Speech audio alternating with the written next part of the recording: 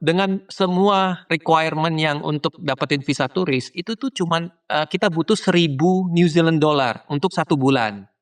Waktu itu kursnya masih 6.000, saya masih inget banget itu. Jadi itu harganya itu cuman waktu itu cuman 800 atau 900 New Zealand dollar. Jadi itu tuh, 2 minggu gaji lah. Di 2008 itu, gaji UMR-nya sekitar 500 atau 600 dolar seminggu kita bisa dapat. Saya bilang kayak gini, "Yesus," saya bilang gitu kan, saya masih ingat banget ini, "Yesus, kalau memang kamu Tuhan, visa kerja ini gampang bagi kamu, karena kamu kan Tuhan," aku bilangin kayak gitu. Udah bukan nggak ada keraguan lagi, cuman ya memang ada tantangan, ya memang nggak gampang. Kita menjalankan part kita, tapi kita udah dikasih janji nih. Ini janjinya nih, kamu bakal tinggal di sini. Tinggal kami pegang aja ini janjinya. Kamu percaya atau tidak gitu kan? Ngopi di teras bareng Rian. Ya, selamat datang kembali di Ngopi di Teras bareng Rian. Kali ini kita bakal ngobrol-ngobrol bareng teman di New Zealand. Di kotanya di apa, Bro Henry? Aku di kota Christchurch sekarang. Kota gitu. Christchurch. Sebelumnya kita Iya. juga sempat ngobrol juga dengan Michelle dan Galvin di Christchurch juga. Nah, kali ini Iya. kita bakal ngobrol bareng dengan Bro Henry, atau mungkin teman-teman kalau yang sudah pada follow bisa lihat Rantau Kiwi ya, Instagram. Iya. IG ya.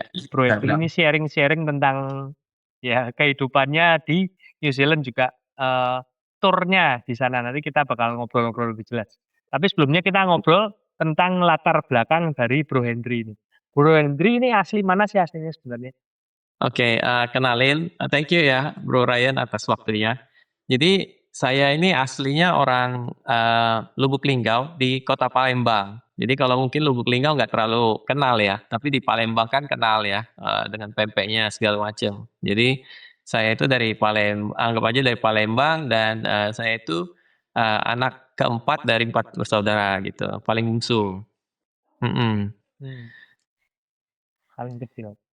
paling kecil ya. Kehidupan Bro Henry ketika di Palembang itu gimana dulu? Latar belakang dari orang tua, Saya terus sebagai anak paling kecil gimana? iya, jadi, waktu saya kecil itu ya keluarga, kami ya Chinese ya, jadi kebanyakan, Buddhis, dan juga background saya Buddhis, dan juga, kayak lebih ke Konghucu kayak gitu ya, ke kelenteng segala macam ya, orang orang Chinese lah. Dan ya saya anak keempat paling bungsu, jadi saya itu lebih di-spoil ya, lebih dimanja kayak gitu. Jadi kehidupan saya waktu kecil tuh ya sangat bahagia gitu, sangat, kalau orang bilangnya happy go lucky lah kayak gitu. Jadi kayak nggak ada apa ya, nggak ada penderitaan kayak gitulah, hampir-hampir ya sangat-sangat enak gitu, heeh. Jadi waktu saya di Indonesia tanpa beban, ya. Saya SMA-nya saya pindah ke kota Palembang. Nah, dari kota saya, pindah ke Palembang waktu SMA. Habis itu saya pernah juga tinggal di Jakarta kuliah. Jadi kuliah saya di Bidang Nusantara, di BINUS, selama 4 tahun di BINUS. Heeh, itu sedikit background-nya saya. Jadi memang dari SMA udah mulai tinggal terpisah dari orang tua ya, di Palembang. Iya, di Palembang. Kuliahnya di BINUS makin jauh lagi ke Jakarta. Makin jauh lagi di Itu dulu Jakarta. BINUS ngambil jurusan apa, Bro Henry? Saya ambil komputer akuntansi. Itu dulu masih di BINUS, dulu masih kampusnya yang di Kemanggisan, di Palmerah, Jakarta Barat. Sekarang katanya udah pindah ke Alam Sutra kan, kebanyakan di Alam Sutra ya. Saya juga dulu sempat di Jakarta, masih di Kemanggisan tuh BINUS tuh. 2011 saya di Jakarta. Iya, saya BINUSian 2007. Heeh. BINUSian 2007. Oke. Bro Henry ini kok mulai setelah lulus kuliah, apa langsung ke New Zealand atau pernah sempat kerja di Jakarta dulu nih? Jadi setelah lulus kuliah, saya pernah, kerja di perusahaan, forex exchange. Jadi saya belajar, bekerja di sana selama 6 bulan. Jadi, kantor saya itu kalau nggak salah di Kuningan ya. Dan, istri saya dulu masih pacar saya, dia pada saat itu dia sudah ke New Zealand. Dia, dapat beasiswa, Oh, dia study di, New Zealand di Palmerston North, New Zealand. Jadi kita itu LDR-an. Jadi, saya kerja di Jakarta setelah lulus kuliah, habis itu dia di sana, dia sekolah S2. Dan pas saya kerja itu ya seperti layaknya orang kerja di Jakarta ya. Pagi kita pergi pagi-pagi, berangkat pagi-pagi biar nggak kena macet. Jadi sebelum matahari terbit kita udah pergi, balik itu pasti malam setelah matahari terbit gitu. Jadi bener-bener, Jakarta itu memang buat orang-orang yang tough gitu, buat orang-orang yang nggak nggak easy gitu untuk kerja di Jakarta. Dan istri saya itu bilang, karena kita LDR-an jadi agak susah dan perbedaan waktu kan, di saya sudah balik kerja malam, di sananya tengah malam. Jadi susah banget untuk cari waktunya jam ya gitu. perbedaannya. Perbedaannya 5 jam untuk saat ini. Kadang-kadang, dia itu ada 6 jam dan 5 jam, ya. Jadi perbedaannya lumayan cukup signifikan. Jadi dia saranin aja ke saya, "Kenapa kamu nggak kerja di sini aja?" gitu. "Kerja apa aja yang penting, setidaknya kita satu negara," kayak gitu. Itu idenya yang membuat saya untuk, datang ke sana. Itu awal mulanya. Itu pemicu pertama kali berarti sekitar tahun 2008 ya, Bro, itu? 2008 bener, saya datangnya bulan Maret 2008, akhir 2000 Maret 2008. Heeh, itu saya pemicunya yang pertama. Oke, itu sebenarnya kan gini, kalau kita juga kalau Bro Hendry dulu kan, dari pemicu diajakin pacar ke sana, cuman kok langsung berani berangkat tuh ada dorongan apa sih kalau dari Bro Hendry ketika itu? Sebenarnya ya itu juga ya karena, kerja di Jakarta itu emang berat gitu loh dan waktu itu istri saya tuh dia bilangnya kayak gini, "Kamu kerja di Jakarta berapa sih?" Gitu kan gajinya kan, UMR kan, aku bilang kan, UMR Mmm, waktu itu berapa ya 3 juta apa 4 juta tahun segitu saya nggak terlalu ingat. Terus dia bilang, "Kamu cobain aja di sini," katanya, "1 minggu di sini gajinya sama kayak UMR kamu, bahkan lebih gede," dia bilang. "Oh masa sih?" Gitu kan. "Iya," katanya, "padahal itu kerjaannya bukannya kerjaan kantoran ya, kerjaan yang ibaratnya UMR yang di sini," gitu. Saya waktu itu masuk ke New Zealand kan 2008, saya kerjanya di kebun apel gitu. Waktu itu memang masih ada chance-nya untuk bisa kerja di kebun apel. Dia cariin kerjanya, dia cariin visanya, jadi saya dari visa turis, saya ganti jadi visa kerja yang bisa kerja di perkebunan waktu itu, dan waktu itu memang bisa gitu. Dan ya memang benar 1 minggu gaji saya di sini itu ya lebih besar daripada UMR di, saat itu ya di tahun 2008 gitu. Dan itu salah satu yang membuat saya pindah juga. nah, Heeh. balik dikit nih, Bro, waktu udah mau memutuskan berangkat itu kan, "Oke aku berangkat." Nah, Bro Hendry saat itu tuh, berbekal uang saku berapa dan berbekal Oh juga iya, dari Indonesia ketika mau oke. mudik. Ini Misalnya ini visanya kan visa turis dan sebagainya gitu. iya, ini sedikit miracle juga ya. Orang kan bilang kan, visa Australia dan visa New Zealand itu kan susah dapatnya kan, apalagi di umur-umur produktif gitu.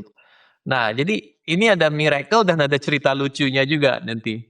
Saya itu apply lewat agent yang memberangkatkan istri saya juga. Jadi, agennya itu yang memberangkatkan istri saya minta dia bantu untuk bisa bikin visa turis saya. Jadi waktu itu kita nggak kasih tahu kalau kita mau pakai visa turis terus ganti visa kerja kan, kita nggak kasih tahu kayak gitu. Aku bilangnya, "Aku mau ketemu sama istri aku," gitu. Pada saat itu, ya karena saya bukan pewaris ya heeh, saya bukan pewaris juga kan, jadi saya, dengan semua, Iya, eee, requirement yang untuk dapetin visa turis, itu tuh cuman, kita butuh 1.000 New Zealand dollar untuk 1 bulan. Waktu itu kursnya masih 6.000, saya masih ingat banget itu. Kursnya masih 6.000 dan uang saya itu ada 6 juta lebih lah gitu. sama saya beli tiket, akhirnya saya ada simpanan emas waktu itu, saya jual emas saya cukup untuk beli tiketnya waktu itu sekitar 10 jutaan, 8 atau 10 jutaan. Jadi saya berangkat ke sini itu dengan segalanya dengan minimum dan puji Tuhan banget, waktu itu, visa saya tembus gitu, visa saya granted dan dikasih 1 bulan visa saya. Karena memang uang saya yang saya tunjukin itu memang memang nggak banyak gitu loh. Dan lucunya ya yang bikin, nanti saya cerita lagi di akhir itu yang lucunya tuh, yang agennya itu, dia kan apply ke embassy, waktu itu masih pakai embassy, nggak ada yang kayak sekarang yang pakai VFS apa segala macam gitu, dulu masih pakai embassy New Zealand. Dan waktu embassy New Zealand itu beberapa tahun kemudian ya, saya agak fast forward dikit, waktu kita mau nikah, saya mau ajak orang tua kan untuk pemberkatan di sini, kita ada pemberkatan di sini, dia itu teleponin saya gitu loh. Dia itu teleponin saya, "Loh, kamu ini dulu kan Hmm. yang pakai visa turis gitu, loh kok kamu sekarang sudah kerja di sana, kamu bohongin saya," gitulah. Kayak beberapa tahun kemudian dia dia itu masih ingat sama nama saya gitu loh, si Ibu Rosa namanya. Iya, Hmm. jadi itu kayak kayak kayak dia ngerasa dibohongin gitu kan. Mhm. Terus Jadi ya apa namanya, mhm? ketika itu Bro Henry, beli tiketnya berarti one way ya? Enggak, kita belinya, Bukan kita harus PP? beli di PP. Tiketnya harus beli PP dan ya saya open waktu itu. Iya, habis saya datang sini, memang saya niatnya memang udah mau Tiketnya kerja. dihanguskan ya? Heeh, waktu itu dihanguskan jadinya. Iya, karena saya open gitu kan. Iya. Jadi setelah sampai di New Zealand pertama kali, ketika itu gimana sih langkah Bro Henry dituntun sama mungkin sama pacar saat itu ya, terus, atau Mhm. teman-teman atau komunitas tertentu di sana gimana ceritanya, Bro? Oke. Jadi waktu itu cuman, pacar saya, Indah Ketika itu. pertama kali? Iya, pertama kali saya dijemput sama pacar saya itu kan, habis itu dia memang sebelum saya datang dia sudah teleponin orang-orang yang kerja di kebun gitu, kita bilangnya kontraktor, bos-bos yang kerja di kebun, dia sudah teleponin banyak banget list dia itu mungkin ada 20 atau 30 perusahaan, dan cuman ada 2 orang yang mau bantuin, heeh, akhirnya 1 minggu sebelum saya datang dia teleponin lagi 2 orang ini. Satu, nggak angkat-angkat, yang satu lagi masih angkat dan dia bilang, "Nanti kalau orangnya udah di sini, kamu telepon saya," gitu, "kamu telepon saya," gitu. Jadi setelah 1 minggu saya setelah saya sampai di sini, 1 minggu ya saya ini dululah kayak beradaptasi kan. Waktu itu saya inget banget saya tiba, di Wellington gitu kan. Karena orang yang mau, bantu saya itu dia ada di Hastings, jadi sekitar 3 jam lah. Habis itu saya telepon-telepon dia, nggak diangkat-angkat, ternyata kayaknya dia lagi sibuk banget, dia cuman bales pakai SMS aja, gitu. Habis itu dia bilang, apa ya, dia bilang, "Minggu depan kamu siap-siap di satu tempat, nanti aku jemput kamu, kamu tinggal di, tempat aku," gitu. Kayak ada rumah-rumah untuk memang pekerja gitu. Dan ya pada saat itu juga nggak kepikiran negatif ya, kayak, "Ih gimana kalau ini orang culik atau kita kan di negara orang." Aduh Iya itu iya. bener-bener apa mungkin karena masih muda ya, masih kayak Mmm. jiwanya itu masih masih polos gitu kan. Ya pokoknya akhirnya ya puji Tuhannya dia memang benar-benar orang yang benar gitu. Dia jemput saya, Mhm. kita pindah kota ke kotanya dia, itu sekitar 3 jam dari tempat istri saya, ya, tempat istri saya kuliah dulu kan. Jadi dia jemput saya, dia, gabungin saya karena dia tahu orang Indonesia, dia gabungin saya sama orang Malaysia. Jadi kita kan Mmm. orang Malaysia sama orang Indonesia, mereka kan satu inilah, kita masih berbicara dengan bahasa Agak nyambung lah ya? agak nyambung. Iya, saya ditempatin kayak di kosannya dialah, dia ada rumah, dia dia taruh saya di sana bersama-sama orang Malaysia. Tapi itu dulu ya, nanti jangan sampai, yang denger-denger kayak gini nanti komen-komen, "Eh, gimana caranya?" Gitu-gitu, gitu. Itu Digaris bawah 2008. ini pengalaman dulu, pengalaman Duri tahun 2008. 2008. Iya, jadi sudah berapa, 18 tahun yang lalu gitu kan. Heeh. Iya, itu jadi ya sebuah memori juga sih, sebuah yang kok berani banget gitu ya. Kok akhirnya ya Iya. dia bantu saya, ganti visa turis saya. Waktu itu saya masih ingat banget namanya TRSE, Temporary Recognized Seasonal Employer, yang cuman bisa kerja di Hmm. daerah perkebunan. Heeh. Jadi aku hanya bisa bekerja di kebun kebun apel, kebun anggur, kebun pokoknya semua kebun-kebun aku bisa kerja gitu. Itu. Pertama kali dulu Bro Henry kerja di sana tuh kerjanya ngapain aja Bro?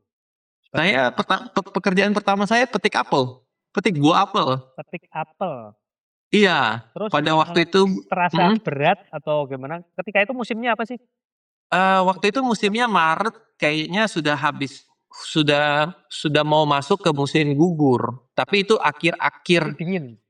Jadi udah mulai ya sejuk lah 15 derajat, 18 derajat kayak gitu, sejuk, lebih ke sejuk, belum belum dingin, belum masuk musim dingin. Dan Terus ya pekerjaan ketika itu, bekerja itu gimana? Heeh. kerjaannya sih nggak terlalu ya mungkin karena saya juga agak orangnya suka sport ya, jadi saya Iya, kayak iya. enjoy aja gitu, karena memang berat sih, karena kita kita bawa satu bag di depan kita, di Hmm. depan badan saya ini, kita masukin apel gitu, dan itu mungkin sekitar kita bisa masukin sekitar 3 kilo atau 4 kilo di depan depan saya ini. Habis itu dari bag itu kita masukin ke dalam satu bin yang gede, itu bisa saya nggak tahu itu gede banget itu mungkin berapa ratus kilo lah. Kita kumpulin yang 3 kilo itu kita kumpulin ke bin itu, kita masukin ke dalam kotak yang lebih besar lagi. Tapi memang berat sih, memang iya, kerjaan pertama. Selama pertama kali di awal terus kan Bro Henry juga sempat sempat sharing, kerja berapa lama terus bisa beli mobil ketika itu. Iya, Ceritanya iya gimana? memang. Jadi ya waktu itu apa, dan di sini ya, mobilnya juga bukan mobil-mobil yang mahal ya, kayak di Indonesia gitu ya. Di sini itu waktu itu saya, tahun 2008 saya dapat mobil itu tahun 98 mobil Subaru. Jadi itu harganya itu cuman waktu itu cuman 800 atau 900 New Zealand dollar. Jadi itu tuh, 2 minggu gaji lah, 2 minggu gaji. 2 Satu minggu. waktu itu di heeh, tahun itu di 2008 itu, gaji UMR-nya sekitar 500 atau 600 dolar seminggu kita bisa dapat.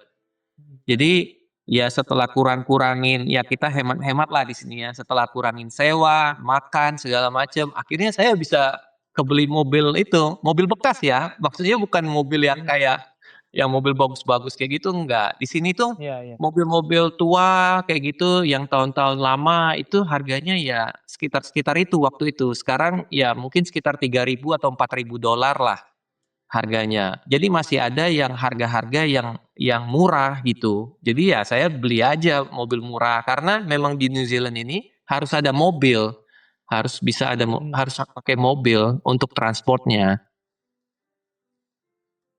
Jadi kalau dari tempat tempat tinggal ke tempat kerja ketika itu, transportnya gimana tuh, Bro? Apa memang di tempat tinggalnya di lingkungan tempat kerja yang cuman jalan kaki ketika itu? Iya, makanya kita harus pakai mobil karena memang kita tinggalnya di tempatnya jauh dan kita itu selalu pindah-pindah, orchard-nya selalu pindah-pindah, kebunnya itu selalu pindah-pindah dan jaraknya itu ya bisa 15 menit atau setengah jam dari tempat kita tinggal. Mmm. Jadi waktu saya pertama kali datang, iya, saya pertama kali datang nggak ada mobil, saya ditempatin sama orang yang nebeng nebeng mobil orang. Jadi saya bayar bensin aja gitu. Iya, Oh, jadi nebeng-nebeng berapa kali nebeng, sampai saya kebeli bisa beli mobil. mobil sendiri itu. Iya, benar. Berarti memang butuh untuk mobilitas ya. Terus setelah Untuk itu, Bro Henry menjalani profesi sebagai di kebun itu berapa lama, Bro? kurang lebih setahun lebih lah ya, setahun lebih sebelum saya pindah akhirnya saya dapat kerjaan di Subway. Subway yang itu, yang di Indonesia juga ada kan yang untuk, roti Subway itu. hotdog hotdog. Iya, roti hotdog, roti daging itu kan, yang ada isi sandwich-nya, ya. Itu saya akhirnya dapat kerjaan itu, dan kerjaan itu juga, ya puji Tuhan yang bisa bawa saya dapat resident visa ternyata. Oh, jadi Bro Hmm. Henry kerja di Subway itu kira-kira sampai berapa lama ketika itu? Saya waktu itu setelah saya menikah ya, jadi kita fast forward 1 tahun, akhirnya kita menikah di akhir tahun Jadi satu tahun 2009. Mhm. jadi 1 tahun kerja di New Zealand yang 2008, 2009 memutuskan menikah itu? Iya, di akhir tahun 2009. Jadi saya datang kan Maret 2008, 1,5 tahun lah saya di Orchard. 2009 Desember 2009 saya menikah. Nah, setelah itu kita balik ke Indonesia, ada resepsi juga sama keluarga segala macam. Habis itu kita pas balik lagi ke sini, saya udah kepikiran karena memang kami di sini kan udah diberikan janji sama Tuhan untuk tinggal di sini gitu. Jadi saya berpikir kalau saya kerja di kebun terus saya nggak bisa dapat residen. Akhirnya waktu itu ya saya sempat doa sama Tuhan gitu, "Tuhan, aku mau kerjaan yang bisa dapat residen," gitu. Akhirnya ya puji Tuhan dapat dapat di Subway itu, dapat kerjaan di Subway dan memang itu pekerjaan yang bawa saya naik sampai saya dapat residen gitu. Wow. Iya, Nah ini throwback sedikit lagi tadi. Tadi iya, Bro Henry juga sempat cerita, ketemu Tuhan di New Zealand itu pertemuannya tuh, gimana sih ceritanya Bro? Boleh diceritain iya, momen-momennya pertemuan dengan Tuhan itu loh? heeh. Jadi, saya mungkin sedikit cerita background saya ya. Saya itu orang Iya. Buddhis, Maitreya, tapi saya juga masih suka ke kelenteng karena tradisi ya. Mmm, Saya juga seneng sama yang namanya dulu tuh saya seneng yang namanya sama kayak orang pintar lah dalam tanda kutip kan. mhm. Orang pintar, kita ke orang pinter, dia bisa lihat kita, dia bisa Peramal lihat peramal. ramal, iya, dia bisa ramal. Saya itu seneng dengan dunia-dunia mistik kayak gitu dan saya itu, Oh suka. eee, pernah juga ya tahu ya kalau di kelenteng orangnya bisa berubah kayak jadi Sun Gokong, jadi bisa apa Iya, kayak gitu. Nah, saya yang suka dengan kerasukan itu ya? iya, Oke, saya suka dengan yang mistis-mistis kayak gitu. Jadi saya mau kasih tahu dulu background-nya ya. Nah, habis ya. itu saya juga pernah tinggal di, Batam, di Vihara Maitreya Batam selama 4 bulan untuk belajar bahasa Wow, Mandarin. Kita bilangnya Wenhuaban. Di sana 4 bulan saya vegetarian, kepala saya botak segala macam dan setiap hari doa gitu, setiap hari sembayang di Vihara itu Maitreya. jadi kayak biksu gitu kali ya?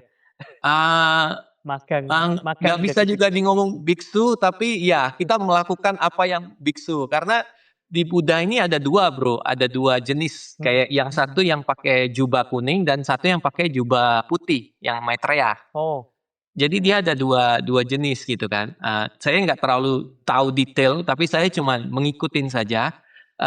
Dan ada suatu kejadian ya di Vihara Maitreya ya, itu, pada saat kita di bulan terakhir, jadi udah mau selesai nih, kelas kita udah mau selesai selama 4 bulan itu, ada yang kerasukan, mhm, ada cewek kerasukan dan suaranya tuh berubah jadi cowok. Suaranya berubah jadi cowok dan ya roh-roh yang merasuki dia itu mau bunuh iya, dia.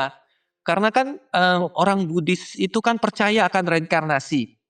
Jadi, iya, roh yang merasuki dia bilang kalau di kehidupan yang lampau, cewek ini pernah bunuh dia. Jadi dia mau balas dendam gitu, itu ceritanya. mhm, Kenapa saya iya, cerita ini, karena nanti ada hubungannya sama, saya menjadi percaya sama Kristus gitu kan. Nah, iya, setelah itu akhirnya saya yang kayak saya cerita tadi, saya pergi ke New Zealand dan kita mau menikah, dan ketika kita mau menikah itu, kita ada masalah karena agama kan, perbedaan iman. Karena mhm, nantinya saya pikir, "Lah, ini gimana? Nanti kan saya, mau pemberkatannya di vihara atau pemberkatannya mau di gereja." Tapi saya itu sebenarnya jujur saya nggak suka sama orang Kristen, karena orang Kristen kan mhm, fanatik gitu kan. Mereka iya selalu iya, bilang kan, "Kalau kamu nggak percaya mhm, Kristus, kamu masuk neraka," gitu. Dan makanya saya tuh, mmm, agak kurang suka gitu sama orang-orang mhm, Kristen pada saat itu kan. Akhirnya kita diskusi, kadang-kadang diskusinya menjadi panas juga dengan istri saya dan istri saya, "Kamu harus masuk," saya paksa dia, "Kamu harus masuk ke Buddha." Dia juga nggak mau, "Kamu harus masuk ke Kristen." Dan kita ngobrol-ngobrol, diskusi, dan ada satu, pernyataan yang bikin saya, ini menarik," saya bilang. Pernyataannya kayak gini, dia bilang kayak gini, "Tuhan aku berbicara dengan aku," gitu. "Tuhan aku tuh ngomong sama aku," gitu. Heeh. Wow, Hmm. saya mikirnya kayak gini, karena dalam pemikiran saya, wah, istri saya ini orang pinter nih, ya kan? Karena background saya yang, wah, dia bisa dengar suara Sorry bro, Tuhan nih. jadi Kedengeran ya? bisa dengar suara, ngomong dengan Tuhannya. Iya, pada saat itu dia bilang, "Saya mendengar suara Tuhan." Istri saya yang bilang. Wah, saya pikir ya karena background saya yang mistis tadi, yang suka ke orang pinter, saya pikir, istri saya ini orang pinter. Terus saya bilang, "Kalau kayak gitu saya mau denger juga apa yang Tuhan kamu bilang untuk aku," gitu. Aku bilangnya kayak gitu, tapi dia jawab aku kayak gini, "Enggak kayak gitu loh." Iya. Akhirnya, kita ngobrol-ngobrol, dia juga bilang tentang puasa. Nah, makanya saya bilang, saya share, tentang kerasukan itu kan, karena dia bilangnya kayak gini sama saya, "Di dalam nama Tuhan Yesus, kami itu mengusir setan," gitu. Karena aku ada cerita tentang orang yang kerasukan di vihara itu. Mhm. Heeh. Mhm. Jadi, Yang tadi eee itu ya.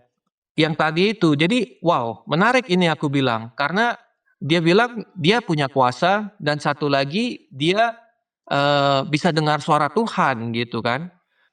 Jadi akhirnya dia kasih aku, Alkitab. Dia kasih aku Alkitab, waktu itu aku baca Alkitab itu untuk menyatakan, untuk mencari kesalahannya. Jadi aku mencoba untuk Ceritanya mencari apik, kesalahan dari Alkitab itu.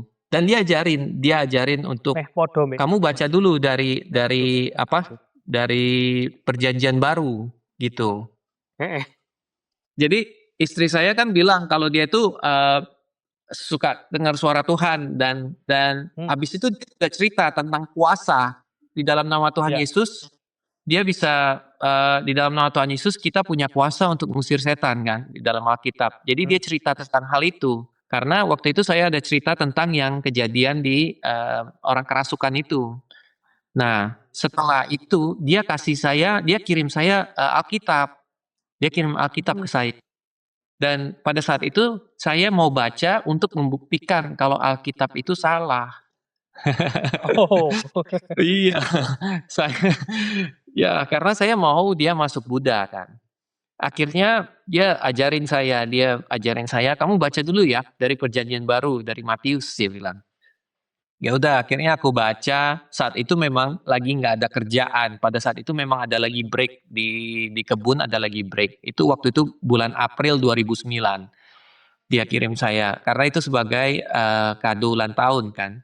Dia kirim, saya baca dari Matius, Matius, saya ketemu di Matius 7 ayat 7 yang, ayatnya yang, "Mintalah maka akan diberikan," itu kan, "Ketuklah maka pintu akan dibukakan," dan, waktu itu saya berdoanya kayak gini, saya kayak sedikit nantangin Tuhan ya. Saya bilang kayak Karena gini, belum kenal kan, belum kenal. karena belum kenal, karena saya mau lihat, ini Tuhannya benar-benar Tuhan atau kayak gimana, ini katanya bisa jawab doa kita kan.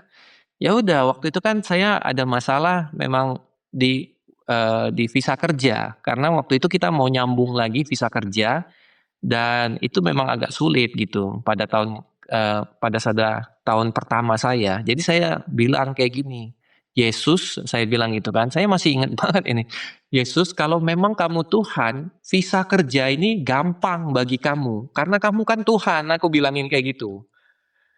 Mmm. Dan, ya memang setelah fast forward, memang dari semua grup saya itu waktu itu kita ada 8 orang ya, orang Malaysia sama Iya. saya, semuanya itu balik semua Bro. Tinggal saya sendiri yang sisanya kayak gitu. Jadi itu sedikit membangun iman saya di dalam kekristenan. Mmm. Iya, dan juga, jadi pada saat awal-awal itu, saya itu belum mengenal tentang kasih Yesus, tentang pengorbanannya di kayu salib. Saya tuh nggak tahu. Iya. Saya masuknya itu dari hubungan, dari relationship dan kuasa. Karena tentang hubungan kita bisa ngomong sama Tuhan, Tuhan bisa ngomong sama kita. Itu nggak ada di agama saya yang lama. Di agama yang saya lama itu hanya mengajarkan kebaikan dan kita hanya sembayang-sembayang aja gitu. Kita itu saya nggak pernah dengar yang namanya ada orang dengerin Buddha ngomong sama dia. Itu nggak pernah. Nah, dari sana saya baca itu Alkitab, walaupun saya nggak ngerti, saya baca dari Matius sampai Wahyu, dari Kejadian sampai Malaiki. Saya habisin itu saya satu buku itu. Nggak ngerti tapi saya baca aja gitu, kayak baca buku aja. Saya habisin kayak baca buku karena waktu itu memang saya nggak ada yang ngajarin dan juga waktu itu masih dalam tahap pencarian gitu dan juga nggak ada kerja, ya udah. Nih buku Alkitab habisin dulu, apa sih yang di dalamnya kayak gitu. Dan ya akhirnya saya mengalami perjumpaan dengan Tuhan dan memang benar-benar Tuhan itu ya hidup, dia ngomong sama kita gitu. Dan saya ngerasakan, tapi bukan yang suara kayak saya lagi ngobrol sama Bro Ryan ini, enggak. Iya. Iya. Jadi Tuhan tuh berbicara tuh langsung ke hati kita gitu. Dan banyak cara-caranya Tuhan itu ngomong sama kita itu banyak. Melalui kayak tadi yang share istri Bro Ryan ya, yang off cam tentang pelangi segala macam. Saya itu banyak kejadian kayak gitu tuh.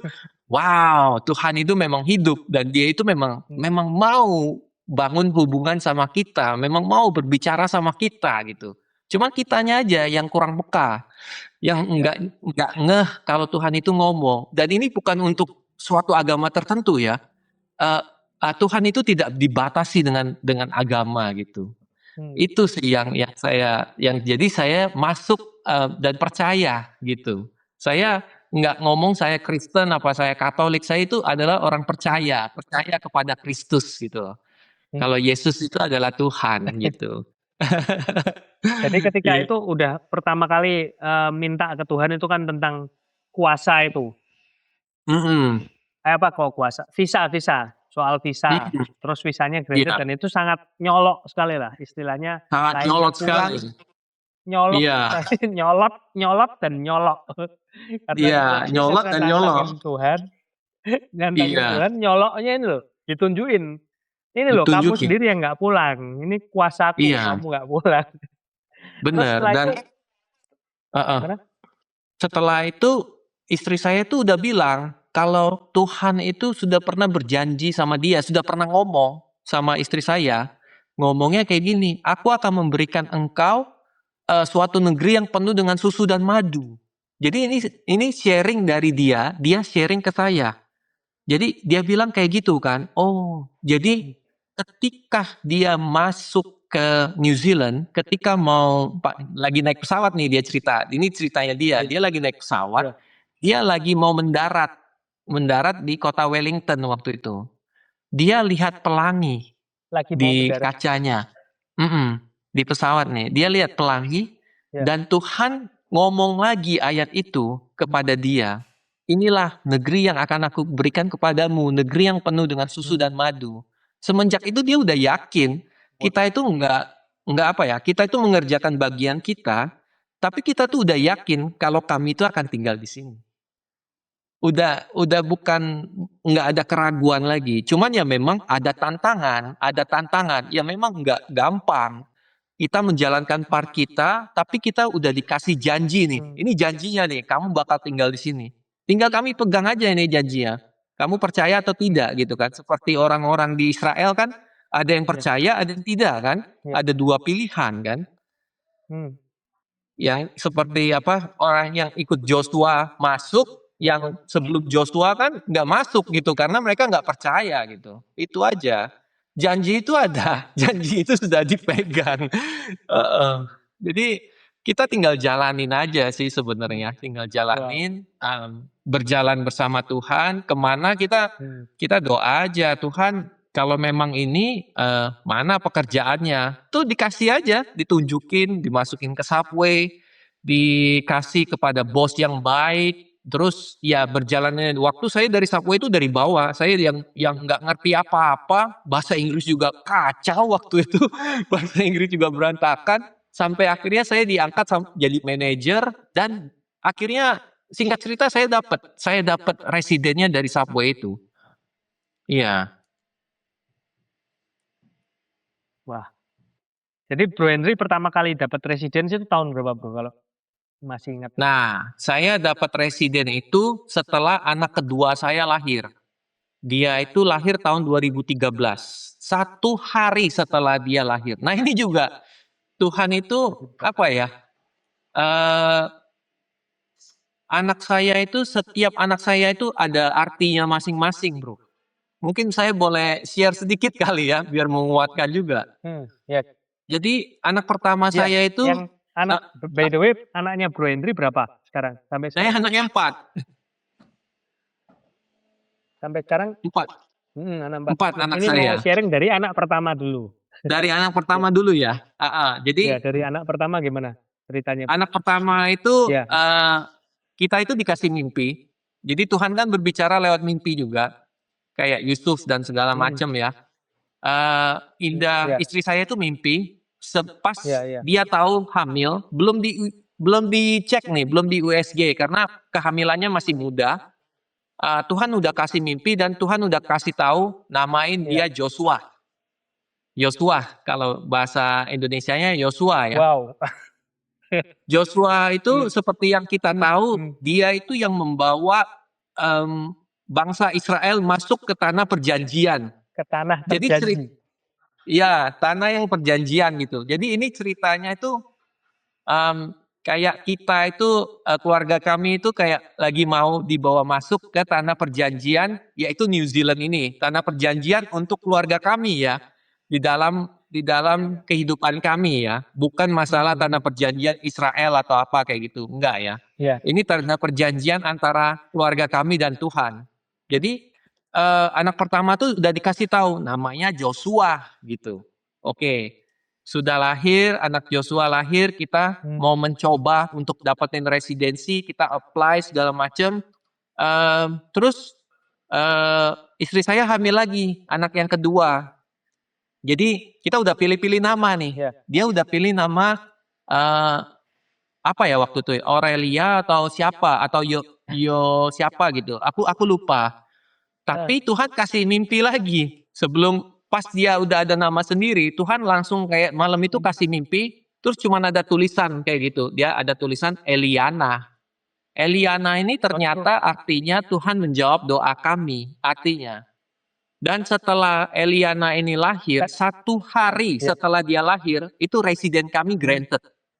Jadi kita itu selalu ingat, pas dia lahir, dia udah 13 tahun nih sekarang. Kita udah 13 tahun residen. Nah, Eliana untuk jadi permanen residen, kita butuh 2 tahun. Jadi dari residen itu untuk jadi permanen residen kita butuh 2 tahun. Dan biasanya 99% itu pasti dapat gitu. Nah, anak yang ketiga itu dikasih nama juga sama Tuhan, namanya Natania. Ini semuanya lewat mimpi. Natania itu artinya gift of God. Tahu nggak bro? Hari dia lahir itu hari kita dapat permanen residen. Itu kita nggak bisa ini ya. Maksudnya tahu sendiri imigrasi New Zealand itu ribetnya kayak gimana. Ini bukan aku cocok-cocokin tanggal ya. Ini aku nggak bisa tentuin tanggal kapan anak kita mau lahir, kapan imigrasi kasih kita residen, kan kita nggak bisa tahu nih. Cuman Tuhan aja. Kalau bukan Tuhan siapa lagi? Iya, karena Tuhan itu mau agar kami itu ingat kalau ketika kami masuk ke negeri ini itu bukan karena kekuatan kami. Jadi kayak dikasih ingat, ini loh anak-anak kamu ini, biar kamu cerita kepada anak-anak kamu kalau Tuhan yang membawa kamu masuk ke negeri ini, bukan dengan kuatmu gitu. Tapi karena kami percaya akan janji Tuhan gitu. Wow. Iya, itu jadi cerita Terus anak saya gitu. anak keempat Anak keempat yang nggak ada apa-apa sih, cuman cuman lahir cuman aja. pasti ada sesuatu juga mungkin. Anak keempat namanya Anak siapa, Bro? namanya Jesco dan ketika dia lahirnya di Christchurch. Kami pindah ke Hmm, Christchurch ini pas dia ya lahir, itu sudah pembuka pindah. juga dong, Bro.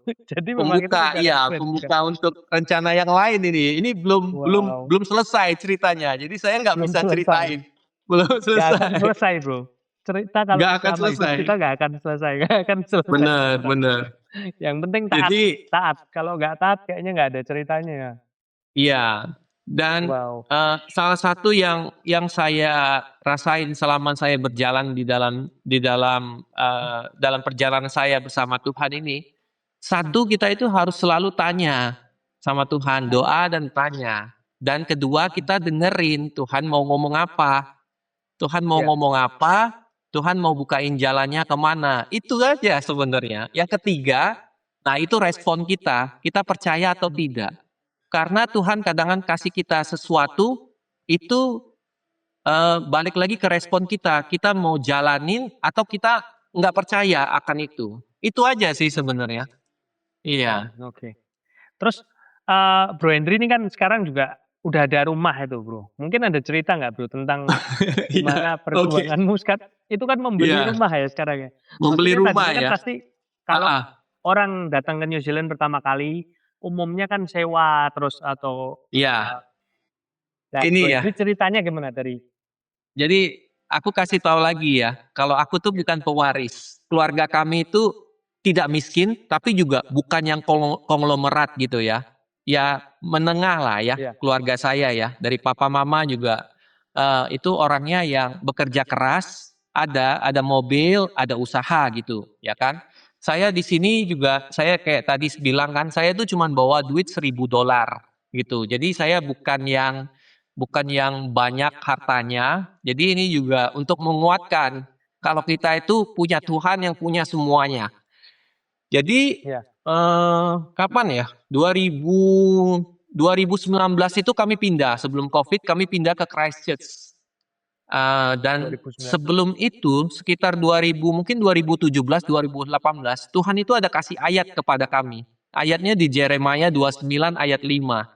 Kalau bahasa Inggrisnya ya kayak gini, build houses and settle down, plant gardens and Wow, eat what they produce. Jadi wow.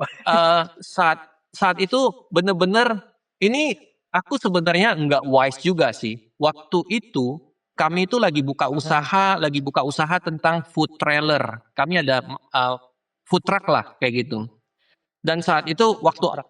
awal-awal buka food truck itu memang bisnisnya masih sepi gitu. Ketika dapat ayat ini, pas lagi sepi, saya langsung ke bank, saya langsung bilang, "Saya mau beli rumah," saya bilang.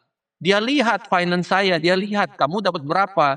Bener-bener diketawain, Bro, bener-bener kayak ibaratnya diketawain lah, tapi dia nggak inilah, "Wah, kamu belum bisa apa-apa," Iya, kayak gitu. Saya ke iya, bank, iya, masuk, Bro. saya ke bank, saya mau kredit gitu. Terus dia lihat kan finansial saya, itu kayak diketawain sama dia, tapi ya dia nggak ketawain gitu, seperti itulah. Iya, iya, iya. Pada saat itu kami nggak bisa beli karena memang aku nggak ada apa-apa. Aku juga nggak ada duit buat depositonya, nggak cukup. Habis itu penghasilan aku juga nggak cukup gitu loh. Mmm, Tapi ya kayak itu tadi, karena kita sudah tahu kalau Tuhan sudah kasih janji, yang penting kita percaya. Yang penting iya, kita percaya dan jalankan saja. Nah, pikirnya kan kayak gini. Tadi kan ayatnya disuruh build kan, jadi harus iya, harus bangun kan. Tapi dalam pemikiran saya ini kan, saya ini nggak ada duit gitu loh. Mendingan beli rumah yang mhm, second hand aja, iya, yang iya, lebih murah. Pikirnya kan kayak gitu kan. mhm. Nggak taunya pas tahun 5 tahun yang lalu 2021, 2020, 2021, Covid itu bikin suku bunganya rendah, jatuh banget kan suku bunganya. 2021 karena Covid itu jadi bunganya rendah itu ya? Turun? Bunganya rendah dan waktu itu, di daerahku ini rumahku sekarang ini, itu harganya murah banget. sama kayak aku beli di kota Christchurch. Jadi aku nih kayak 15 menit dari kota Christchurch lah, agak pinggiran dikit lah. Iya, iya. Dan saat itu eh benar-benar ya Tuhan tepatin janjinya. Sekitar 5 tahun kemudian dibangun. Aku beli tanah dan bangun rumahnya gitu. Jadi bangun sendiri itu, membangun Bangun, sendiri sih. iya bangun baru. Jadi ini rumah baru yang kita Wow. tinggal sekarang ini rumah baru. Dan sebenarnya agak mustahil untuk keadaan aku yang single income. Istri aku tuh nggak kerja karena ngurusin anak kan. Anak kita ada 4. Dan dengan penghasilan aku gitu yang sebenarnya ya aku nih manajer aja, bukan yang penghasilannya yang gede-gede banget, enggak gitu loh. Cuman ya karena janji itu aja, janji yang Tuhan kasih kita di Yeremia 29 itu, kita pegang ya, dan puji Tuhan rumah ini jadi di tahun 2021. Kita tinggali di 2021 itu. Iya. Bener-bener ya. Jadi ya Tuhan memang baik banget. Tuhan itu iya, sangat baik gitu. Dan kalau Itu percaya ternyata ya kejadian ya Bro, kejadiannya sesuai dengan apa yang difirmankan, bukan apa yang kamu pikirkan ya Bro. yes.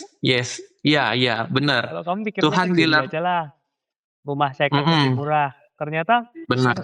sesuai dengan ayatnya ya. Harus Sesuai bangun dengan ayatnya. rumahmu itu loh. Benar. Jadi Setelah bagian itu, kita, terus, bagian kita ya benar, percaya aja dan ya berdoa aja biar kita tetap percaya. Kadang-kadang Tuhan itu kasih sesuatu yang melampauin akal pikiran kita, karena aku juga bukan orang yang berada ya. Memang banyak support dari orang tua, orang ya kita juga dibantu lah sedikit. Tapi kan itu kan memang benar-benar semuanya dari Tuhan semua gitu. Memang ada bantuan sedikit dari orang tua, nggak dipungkirin juga gitu. Tapi ya memang janji Tuhan itu ya dahsyat gitu kalau kita percaya. Nah, 2021 itu kan juga COVID lagi melanda seluruh dunia, Bro. Kalau Bro Iya. sendiri sama keluarga ketika di New Zealand keadaannya tuh gimana, Bro? 2020, 2021 itu. Malah kok bisa bangun rumah di masa COVID loh. Mungkin saya share satu lagi ya. Pada saat kita lagi bangun rumah kan kita ngontrak juga kan, karena rumahnya belum jadi. Jadi kita ada 2 cicilan nih. Nah, pada saat itu aku waktu kerja di satu restoran, nggak tahu di Indonesia ada nggak ya restoran fast food juga, karena memang background aku di fast food kan. Itu di Carl's Junior Burger gitu. Oh ada. Carl's ada ya, Burger Carl's Junior. Nah, aku manajernya di sana.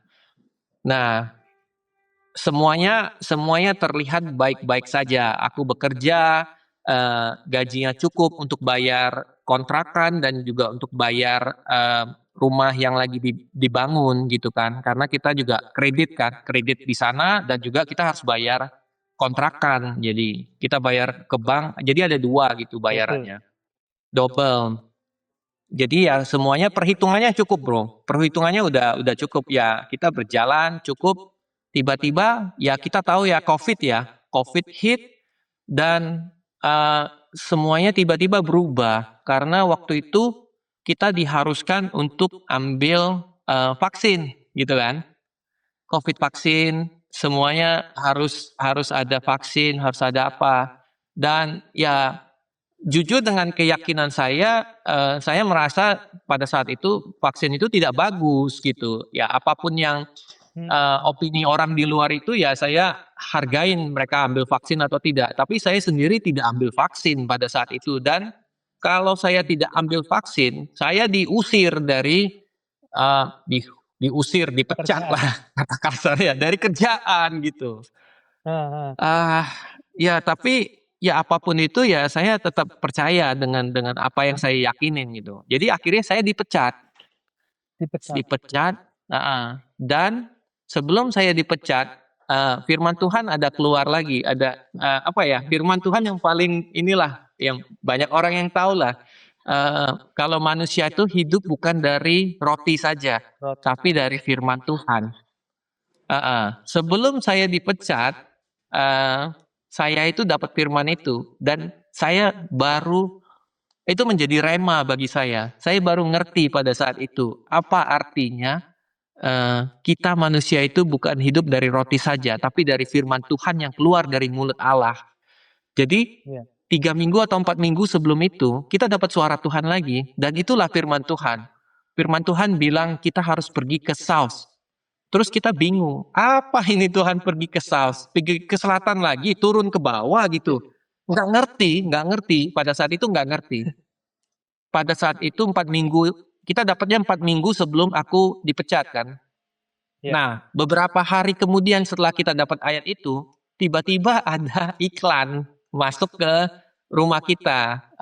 Dia suka masukin apa ya? Orang-orang di sini tuh suka masukin kayak Kertas. iklan-iklan gitu loh ke Pamflet ya. ke pamflet. Ya, ada yang cari pekerja, namanya nama perusahaannya nih South Pacific Meat.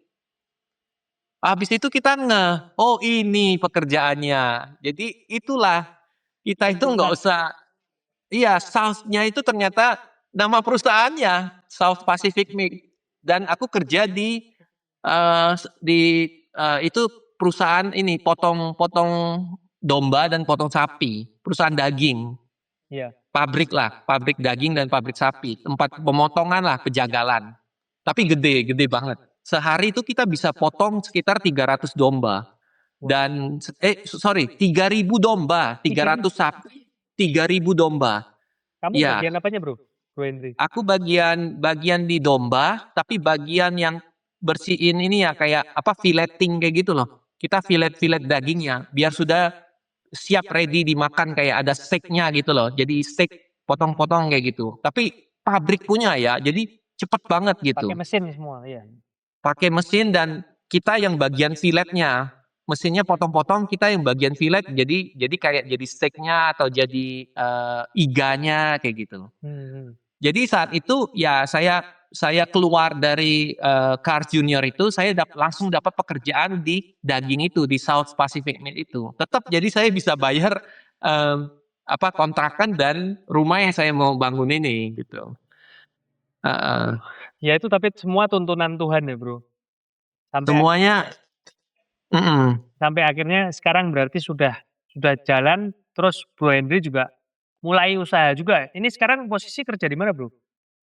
Saya sekarang lagi coba untuk tour ini ya, untuk Tapi travel. Kerja sendiri, kerjanya masih kerja di kampus? Enggak. Sama sekali.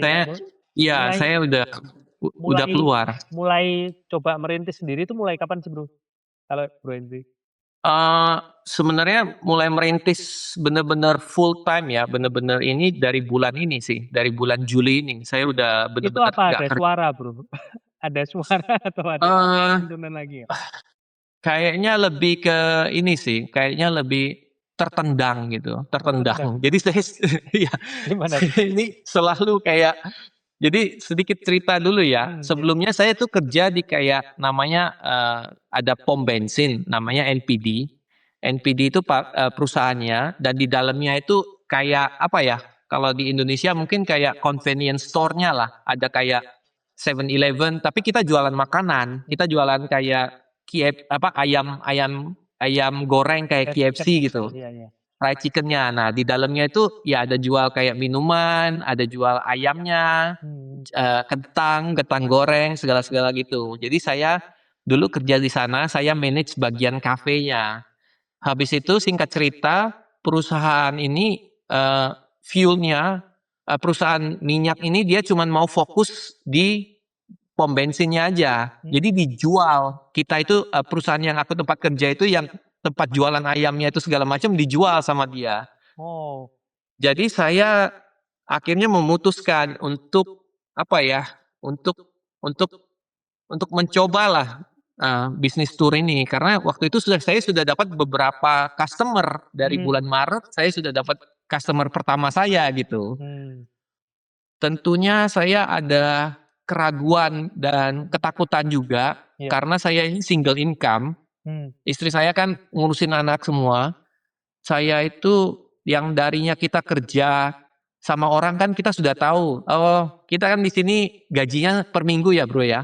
Kita udah tahu nih 1 minggu dapat segini untuk bayar kredit rumah segini gitu kan, untuk dapat bayar makanan grocery segini gitu kan kita udah diplot-plot lah ya.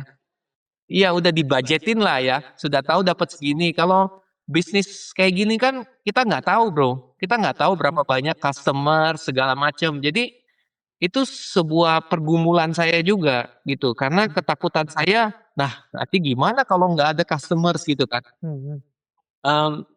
Akhirnya ya udah saya jalanin aja. Saya dapat ini nih, saya share satu lagi ya, firman Tuhan yang saya dapat pas waktu saya baca Alkitab. Itulah Tuhan itu selalu menguatkan kita. Wow. Dia tahu kita itu takut, dia tahu semuanya. Jadi saya lagi baca Alkitab di Ulangan ya kalau nggak salah. Namanya Deuteronomy kalau bahasa Inggrisnya. Deuteronomy 2 ayat 7. Isinya tuh saya masih ingat banget. Itu sampai bikin saya nangis kayak waktu saya baca itu saya benar-benar nangis kayak anak kecil gitu. Isinya kayak gini. Deuteronomy 2 ayat 7 itu dia berbicara tentang orang-orang Israel itu yang sudah 40 tahun berjalan bersama Tuhan di padang gurun. Tuhan bilang kayak gini, kamu selama 40 tahun ini, kamu itu nggak kekurangan apapun katanya. Selama 40 tahun ini, aku itu selalu menjaga, aku selalu bersama kamu dan kamu tidak kekurangan apapun gitu. Wah, aku tulis dong aku suka ada diary gitu, aku tulis ayat jurnal ya. Aku tulis, wah Tuhan ini baik banget ya sama orang Israel gitu. Itu kan untuk orang Israel, aku pikirnya itu tuh untuk orang Israel. Besoknya aku buka lagi, Tuhan tuh tanya, kamu umur berapa sih? Dia tanya kayak gitu. 40. Ya bro ya udah tahu kan? 40. Nah Tuhan suruh, kamu baca lagi ayat ini katanya. Wah pas aku baca langsung itu air mata itu kayak, wah. Jadi selama 40 tahun, aku udah 40 tahun umur aku sekarang. Jadi selama 40 tahun, aku tuh tidak pernah kekurangan apapun. Walaupun aku baru jadi orang percaya itu sekitar tahun 2009. Tapi Tuhan itu Tuhan yang tanpa agama ya. Dia itu tahu dari kita, kandungan kita, dia jaga kita gitu. Jadi ya itu ayat yang kalau aku khawatir, aku bilang lagi sama diri aku sendiri. Selama 40 tahun Tuhan bersama aku tidak kekurangan apa-apa. Kan kadang-kadang kita masih khawatir ya bro ya. Masih kayak ada aduh ini gimana ini sepi nih minggu ini nggak ada job apa-apa. Ya udah, pakai aja itu firman Tuhan itu biar otak kita itu diingetin lagi kalau Tuhan itu tuh baik gitu. Tuhan itu selalu mencukupi kita. Udah gitu aja sih. Jadi Tuhan itu baik. Kamu ini memulai usaha bisnis turmu sendirian bro? Ya bersama Tuhan. Iya. bersama Tuhan ya sendirian. Saat ini sama Tuhan aja. Percaya. Iya sendirian aja. Ya dilancarkan bro ke depannya. Iya amin lah amin. Saya juga ya coba ya saya yakin lah kalau Tuhan pasti akan cukupkan semuanya dan nggak tahu ini akan dibawa kemana, ini menjadi sebuah cerita sendiri untuk dalam kehidupan saya gitu. Wow. Semoga ceritanya indah bro karena rencana Tuhan. Amin. Amin. Yang penting saya percaya aja sih. Saya harus percaya dan saya harus kerjakan bagian saya. Karena Tuhan pasti datangkan, tapi ya kita juga harus bekerja. Nggak bisa kita doa-doa aja, habis itu malas-malasan ya. Betul. Itu nggak bisa. Okay. Nah, ini soal ngomongin turmu sekarang bro. Jadi kalau buat teman-teman yang pengen tur ke New Zealand, cakupanmu tuh apa aja bro? Mungkin boleh dijelasin ke sini nanti bisa buat promosi sekalian buat teman-teman yang pengen ke New Zealand. Nah, itu spesialisasinya apa bro? Jadi untuk saat ini ya karena aku juga masih lumayan baru. Jadi aku tuh masih untuk yang private tour aja, private keluarga, grup gitu, private tapi yang orang-orangnya kayak lebih ke land base ya Kak. Kalau aku bilangnya inbound ya. Lebih mereka beli tiket sendiri, tentuin tanggalnya. Nanti aku di sini aturin semuanya yang di New Zealand. Mereka mau ke Pulau Utara dan Pulau Selatan bisa. atau cuman mau ke selatan aja, yang biasa destinasi kan di Pulau Selatan itu juga bisa. Jadi aku aku memenuhi kebutuhan mereka, mereka mau kemana, aku cocokin semuanya gitu. Untuk sekarang sih masih itu, tapi mungkin kedepannya aku juga akan buka yang open trip. Jadi aku yang kumpulin orangnya, nah aku tentuin tanggalnya mungkin tahun depan, Maret atau April gitu kan. Kita pergi bersama-sama 10 orang kayak gitu, berapa harganya. Nah itu mungkin untuk kedepannya mungkin saya akan buka kayak gitu juga. Oke, siap. Semoga lebih lebih peka tuntunan Tuhan juga Bro, biar usaha ini Amin. bareng Tuhan ini bisa jalan Betul. lebih. Nah, ini kalau Iya. mau kasih ayat, mungkin ayat dari tadi kayaknya kamu tiap tiap itu dapat ayat. Cuman kalau ayat yang kamu pegang dari awal ketika kamu mengalami perjumpaan dengan Tuhan sampai sekarang yang ayatmu banget, ayat emasmu tuh apa sih, Bro? Kalau ayat emas aku di ini ya, Pengkhotbah 3 itu ya. Aku lupa aku lupa 13 verse-nya. bukan? Iya, segala sesuatu ada waktunya. Segala sesuatu ada waktunya ya. Itu 3:11 ya? Iya 13. 13 itu, iya. 3:11. Iya, karena gini, aku tuh orangnya nggak sabaran. Aku tuh maunya instan, cepet gitu loh. Jadi dalam hidup aku tuh mungkin Tuhan mau proses aku, setiap segala sesuatu tuh ada prosesnya gitu. Jadi nikmati prosesnya itu, dan segala sesuatu akan indah pada waktunya, itu. Itu sih, heeh. Siap. Jadi itu ayat emas aku 3:11 ya, Pengkhotbah. Siap. Segala sesuatu segala sesuatu akan indah pada waktunya. Heeh. Mantap. Nah, Bro, terakhir nih kalau buat dari Bro Hendry, buat temen-temen yang udah kepikiran buat kabur aja dulu atau mungkin ada, pengen pindah ke New Zealand, ada pesan-pesan nggak, Bro? Dari kamu? Oke, iya. Jadi saya cerita ya, ada satu teman saya, saya sebutin aja namanya Ryan, orang Palembang juga. Dia udah berusaha keras. Dia udah di sini, sekolah di sini, berusaha keras. Dia udah dapat kerjaan yang hampir yang bagus dan hampir mendapatkan residen. Tapi ternyata dia ada satu kesalahan yang dilakukan sama bosnya. Jadi residennya ditolak. Jadi dia balik ke Indonesia. 1 tahun setelah itu ternyata dia sudah masukin lotre ke Amerika. Setelah dia balik, nggak tahu itu 6 bulan atau 1 tahun, dia dipanggil lotre itu. Dia dapat residen dari Amerika. Wow. Jadi intinya kayak gini menurut saya. Setiap dari kita itu, Tuhan itu sudah ada rencananya. Jadi kita tinggal doa, tinggal tanya sama Tuhan, bener nggak Tuhan New Zealand ini untuk aku? Iya kan? Bener nggak ini? Kalau memang benar Tuhan bukain pintunya, kalau tidak mungkin ada suatu negeri lain atau memang kita disuruh untuk memberkati Indonesia di negeri kita sendiri di Indonesia. Karena setiap orang memang sudah ada suratannya sendiri. Bisa nggak orang yang harusnya tempatnya di Indonesia ke New Zealand? Bisa, tapi tidak ada damai sejahteranya. Dia akan berusaha dengan kekuatannya sendiri dan Tuhan mungkin akan izinkan karena kita semua manusia diberikan free will. Tapi apakah itu yang kita mau? Apakah itu yang akan menyenangkan hati Bapa gitu? Jadi menurut saya kita harus balik lagi kepada Bapa gitu. Kita harus tanya, Tuhan rencanamu apa? Kalau memang rencana Tuhan keluarga itu akan tinggal di New Zealand atau dimanapun di bumi ini, itu pasti pintunya akan dibukakan gitu. Memang mungkin perjalanannya tidak semulus, pasti ada tantangannya, biar seru gitu bro. Iya, itu sih yang mungkin pesan aku untuk orang-orang yang mau kabur dulu aja, carilah Tuhan, carilah kerajaan Tuhan, maka semuanya pasti akan ditambahkan.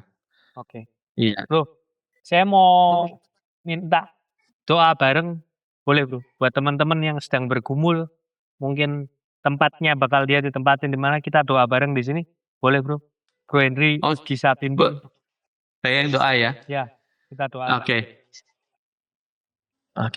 Terima kasih Bapak atas waktu ini. Kami juga berdoa untuk Bro Ryan dan istrinya dan juga teman-teman Tuhan yang sedang bergumul Tuhan untuk tempat yang di mana tanah perjanjian mereka Tuhan. Kami berdoa Tuhan, agar setiap dari mereka Tuhan lebih peka untuk mendengar Engkau dan mencari Engkau Tuhan Yesus. Karena firman-Mu berkata Tuhan, carilah dulu kerajaannya maka semuanya akan ditambahkan.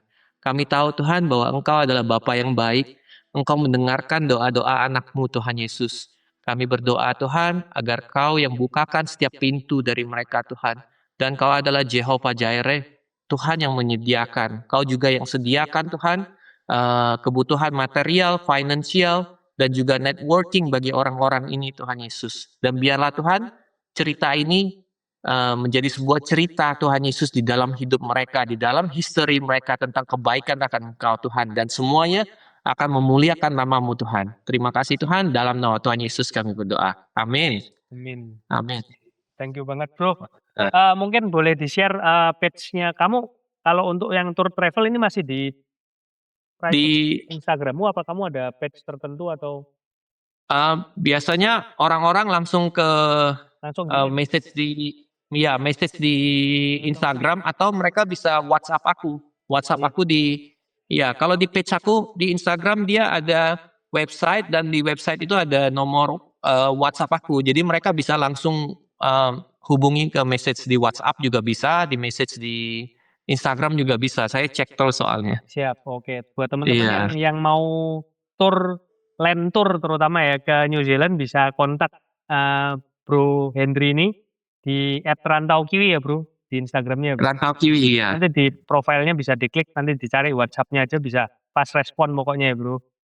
Fast respon. Thank you Bro Ryan. Terima kasih bro buat waktunya. Thank you. Ya, terima kasih banget atas waktunya.